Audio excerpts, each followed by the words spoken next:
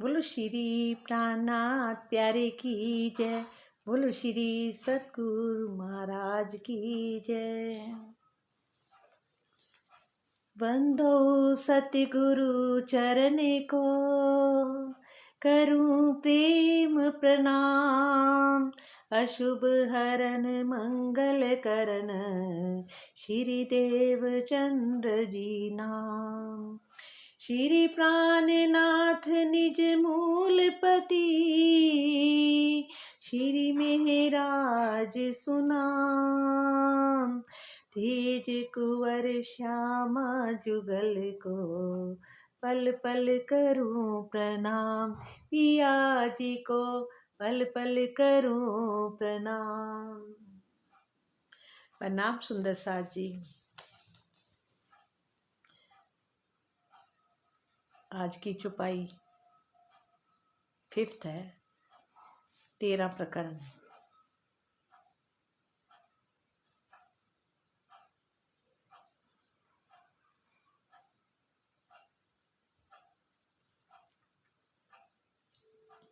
तेरह प्रकरण चौपाई 5वीं। क्या है? कानों सुने आशिक की, कानों सुने आशिक की। दिल दे गुज मासूक, कहे आधा सुकन इश्क का। आशिक हो जाए भूख भूख, आशिक हो जाए भूख भूख। प्रणाम सुंदर जी। अर्थ श्री महामती जी बंगला दरबार में मोमिनों को बता रहे हैं। श्री राज जी महाराज जी ध्यान देकर अपने आशिकों की गुप्त बातें अपने कानों से सुनते हैं। कि ध्यान देकर अपने आशिकों की गुप्त बातें अपने कानों से सुनते हैं। और श्री राज जी महाराज इश्क का आधा वचन भी कह देते हैं तो आशिक उन शब्दों पर फना हो जाते हैं। राजी महाराज जी इश्क का अगर आधा वचन भी कह देते हैं तो आशिक जो हैं वो उन शब्दों पर फना हो जाते हैं। श्री राजी महाराज जी के मुखरविंद की जवान भी कानों के अधीन है। श्री राजी महाराज जी के मुखरविंद की जवान भी कानों के अधीन है। और रूहों ने श्री राजी महाराज जी के कानों के गुण को देखकर ही ये अनुभव किया कि श्री राजी महाराज जी की जवान कानों के अधीन है। अर्थात जैसे सुनते हैं उसी अनुसार बोलते हैं, जैसे सुनते हैं उसी अनुसार ही बोलते हैं। श्री राज जी महाराज जी ने अपने आप को आशिक कहा है। श्री राज जी महाराज जी ने अपने आप को तो आशिक कहा है। उसका भाव कान की शक्ति के अनुसार है। जो माशूक की बजाय आशिक कहलाए।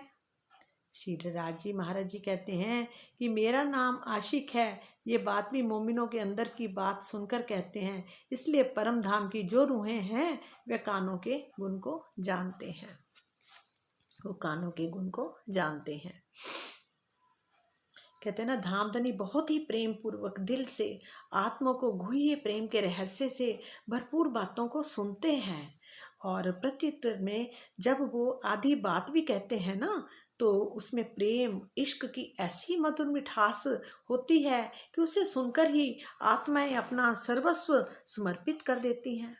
आत्माएं क्या करती हैं? अपनी आत्माएं अपना सर्वस्व समर्पित कर देती हैं। अर्थात उस समय केवल तू की स्थिति ही रह जाती है कि तू ही है, तू ही तू ही तू ही, सब जगह तू ही तू ही तू ही। श्री राज जी के मुख से निकली हुई वाणी उनके कानों के अधीन होती है। मतलब जो भी उनके मुख से वाणी निकलती है वो उनके कानों के अधीन होती है। अर्थात कानों से सखियों की बातें सुनकर, कानों से सखियों की बातें सुनकर ही धामधनी उसका उत्तर देते हैं। पहले वो कानों से सुन लेते हैं और फिर उसका जवाब देते हैं। ब्रह्म सृष्टियाँ श्री राज जी के उन कानों के अलौकिक गुणों का चिंतन करती हैं जिन्होंने धनी की वाणी कथन को भी अपने अधीन कर रखा है। जिन्होंने धनी की वाणी को भी अपने अधीन कर रखा है। श्री राज जी माशूक ने तो स्वयं को आशिक प्रेमी कहा है। जैसे क्या है, हम सब सखियां उनको रिझाती हैं तो हम अपने आप को आशिक कहती हैं कि हम आपको रिझा रहे हैं। जो रिझाता वो आशिक होता है। और माशूक राजी को बोलते हैं। पर राजी क्या कहते हैं? रूहो मैं हूँ तुम्हारा आशिक। वो कहते हैं क्योंकि राज जी हर बात को पहले अपने दिल में लेते हैं, फिर सखियों के मन में आती है। सखियां के मन में जब बात अंदर से आती है तो वो सोचती हैं, वो उनको रिझाती हैं तो उनको लगता है कि वो रिझा रहे हैं, पर असल में हमारे प्रीतम ही है राज जी। उन्होंने क्या बोला? मैं हूँ तुम्हारा आशिक। श्री राज जी माशूक ने जो स्वयं को आशिक प्रेमी कहा है, वो प्रेमी होता है जो रिझाता है। उसका भी यही अर्थ है। ये कानों की ही अलौकिक शक्ति का प्रभाव है कि सखियों के माशूक प्रेमास्पद श्री राज जी अब आशिक प्रेमी कहलाने लगे हैं। सखियों के माशूक प्रेमास्पद श्री राज जी अब आशिक यानी प्रेमी कहलाने लगे हैं। सखियां आशिक के रूप में अपने माशूक श्री राज जी को प्रेम भरी बातों से रिझाती हैं और श्री राज जी उनकी प्रेम भरी बातों में को कानों से सुनकर अमृत से भी करोड़ों गुना मीठी वाणी से सखियों को उत्तर देते हैं। क्या बोला? उनको वाणी को कानों से सुनकर अमृत से करोड़ों गुना मीठी वाणी से सखियों को उत्तर देते हैं, ताकि वे अपनी अंगनाओं को रिझा सकें, ताकि वो अपनी अंगनाओं को रिझा सकें। कहते ना, एक बात कहो चार कहते जवाब आते हैं राज जी के, और मीठी वाणी में। इस प्रकार वे आशिक के रूप में हो जाते हैं। इस प्रकार वे आशिक के रूप में हो जाते हैं। और इस चौपाई में ये भी बात लौकिक रीति से ही दर्शाई गई है। ये सारी बातें यहाँ के लौकिक रीति से समझाई जा रही हैं। यदि कानों से ना सुना जाए तो प्रति उत्तर कैसे दिया जाएगा? मतलब कि अगर कानों से कोई नहीं सुनेगा तो उसका जवाब कैसे देगा। और इन कानों ने श्री राज जी की वाणी कथन को भी अपने अधीन कर रखा है। मतलब उन्होंने वाणी को भी, कथन को भी, जो कह रहे हैं उनको भी अपने अधीन कर रखा है। जबकि कानों में भी देखने, बोलने और स्वाद लेने आदि का सारा गुण है। ये वहाँ की बातें हैं कि कानों के अंदर भी वो मतलब वो देख भी सकते हैं, बोलने और स्वाद लेने का आदि का भी उसके अंदर गुण है। वहाँ का हर एक अंग स्वाद भी ले सकता है, देख भी सकता है, उसका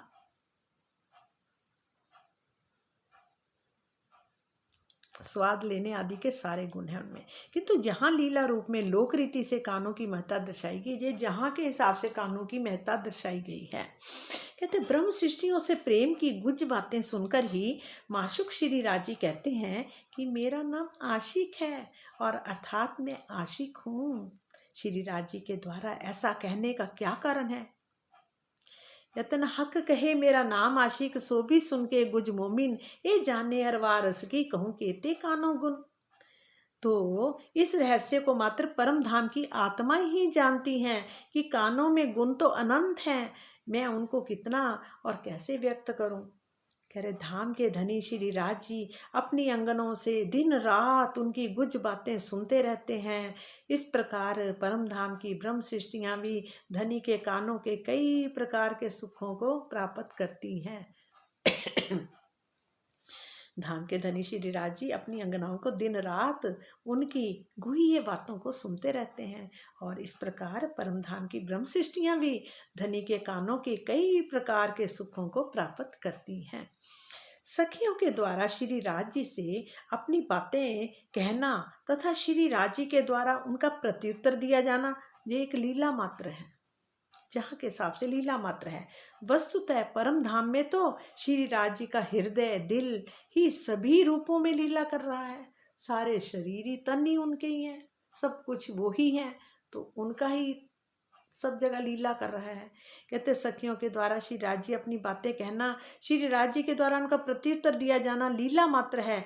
वस्तु जहाँ के हिसाब से लीला मात्र है, वस्तुतः परम धाम में तो श्री राजी का हृदय दिल ही सभी रूपों में लीला कर रहा है। इस प्रकार श्री राजी के कानों में और ब्रह्म सृष्टियों के कानों में कोई भी अंतर नहीं है। दोनों के कानों में कोई भी अंतर नहीं है। सखियों को अपनी बातों द्वारा रिझाने के लिए ही तो श्री राजी को आशिक होना पड़ा। ऐसी स्थिति में ब्रह्म सृष्टियां उनकी प्रेम भरी बातों को क्यों नहीं सुनेगी। वर्णन में ना आने वाले कानों के अद्भुत गुणों को परम धाम की आत्माओं के अतिरिक्त भला और कौन जान सकता है। कहते हैं धनी के कानों में बहुत ही बड़े बड़े गुण हैं, जिन्हें ब्रह्म सृष्टियों के अतिरिक्त अन्य कोई भी नहीं जान सकता। परम धाम के में धनी की अंग रूपा ब्रह्म सृष्टियों के अतिरिक्त और कोई दूसरा है ही नहीं। इसलिए कानों के अनंत कई गुह्य गुणों को ब्रह्म सृष्टियों के अतिरिक्त अन्य कोई भी नहीं जानता। हे साथ जी, कानों के अन्य गुणों को भी देखिए। जब धाम धनी अंगनाओं की बात को बहुत प्रेम पूर्वक सुनते हैं तो उस बात को ध्यान में रखते हुए उन अंगनाओं की और बहुत ही प्रेम भरी दृष्टि से देखते भी हैं। इस चौपाई में 2 मुहावरे हैं, कान देना नजर में लेना रहना, और देखो गुण कानन के जब हक देत रूहें रूहों कान, बाको ले अपने नजर में देखे संकुल दृष्ट समान सुभान। मन को धारण करना, कहते हैं कि ये सब कानों की महिमा का वर्णन है। हमारे प्रीतम ने कानों की महिमा का प्रीतम की कानों की महिमा का वर्णन किया गया है। कहते हैं इसलिए परमधाम की जो रूहें हैं वह कानों के गुण को जानती हैं। कहते हैं ना श्री राजी क्या कहते हैं, मेरा नाम है आशिक, रूहो मैं हूँ तुम्हारा आशिक। ये बात भी मोमिनों के अंदर की बात सुनकर कहते हैं। इसलिए परम धाम की जो रूहें हैं वह कानों के गुण को जानती हैं। प्रणाम जी प्रणाम। उनकी महिमा को तो जितना भी गाया जाए उतना कम है।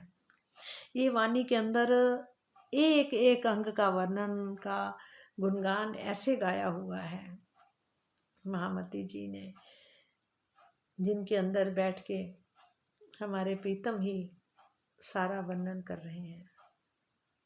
बोलो श्री प्राणनाथ प्यारे की जय, बोलो श्री सतगुरु महाराज की जय। ऐसे ही हमारे प्रीतम हमें एक एक अंग में एक एक अंग का स्वाद देते रहें और अंग अंग का वर्णन करते रहें। हम उनको देखते रहें, उन अंगों को देखते देखते हम अपने प्रीतम में ही समा जाए समा जाए समा जाए। प्रणाम जी प्रणाम। बोलो श्री प्राणनाथ प्यारे की जय, बोलो श्री सतगुरु महाराज की जय, धाम के धनी की जय हो जय हो जय हो। सब सखियों की भी जय हो, सब एक दिली है। ये सखियां जो ऐसी हैं कि जिसके एक दिल में बात आ रही, वो सब सखियों के दिल में से ही में भी ये बात जा रही है। ये एक का नहीं है, ये वहाँ की एक दिली की बात है। और हमारे प्रीतम सब अपने अंगों को अपना कानों का वर्णन बता रहे हैं, समझा रहे हैं हमें। उसका स्वाद, आनंद, प्रेम, इश्क, इल्म सब कुछ इस वाणी से मिल रहा है हमारे प्रीतम का। वो ही हमें दे रहे हैं और कोई नहीं। और इससे सारे पूरे 14 लोगों के ब्रह्मांडों को भी ये ज्ञान मिल रहा है। वो भी उनका स्वाद ले रहे हैं, वो भी आनंद ले रहे हैं, वो भी प्रीतम की, उनको भी प्रीतम की पहचान हो रही है। पर यह है कि ईमान की बात है कि ईमान किसने किया। जो वहाँ की अंगना है उनको तो ईमान एक बार में पता लग गया, जिनको तो उनका तो ईमान पक्का ही पक्का। क्यों? क्योंकि वो ढूंढ ही अपने प्रीतम को रही हैं, बड़ी खोज कर रही हैं। अब खोज जब पूरी हुई, ये वाणी के द्वारा, सतगुरु के द्वारा खोज पूरी हुई। और बताने वाले कौन है? हमारे प्रीतम प्राणनाथ जी। प्रणाम जी। हम